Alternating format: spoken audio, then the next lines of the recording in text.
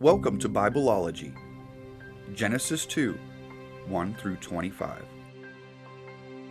Thus the heavens and the earth, and all the host of them, were finished. And on the seventh day God ended his work which he had done, and he rested on the seventh day from all his work which he had done. Then God blessed the seventh day and sanctified it, because in it he rested from all his work which God had created and made.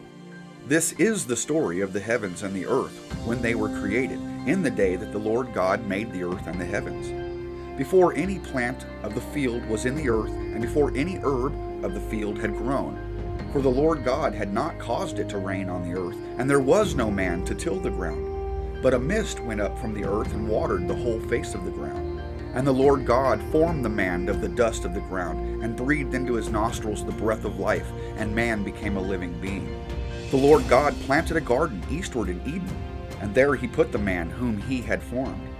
And out of the ground the Lord God made every tree grow that is pleasant to the sight and good for food. The tree of life was also in the midst of the garden, and the tree of knowledge of good and evil. Now a river went out of Eden to water the garden, and from there it parted and became 4 riverheads. The name of the first is Pishon. It is the one which skirts the whole land of Havilah, where there is gold. And the gold of that land is good. Bdellium and the onyx stone are there. The name of the second river is Gihon, and it is the one which goes around the whole land of Cush. The name of the third river is Hiddekel, and it is the one which goes toward the east of Assyria. The fourth river is the Euphrates.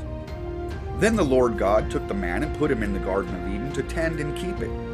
And the Lord God commanded the man, saying, Of every tree of the garden you may freely eat, but of the tree of knowledge of good and evil you shall not eat, for in the day that you eat it you shall surely die.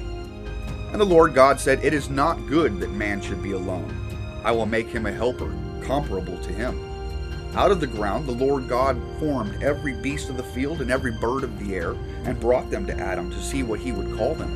And whatever Adam called each living creature, that was its name. So Adam gave names to all cattle, to the birds of the air, to every beast of the field. But for Adam there was not found a helper comparable to him.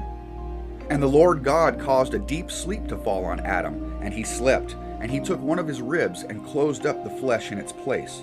Then the rib, which the Lord God had taken from man, he made into a woman, and he brought her to the man. And Adam said, This is now bone of my bones, and flesh of my flesh. She shall be called woman, because she was taken out of man.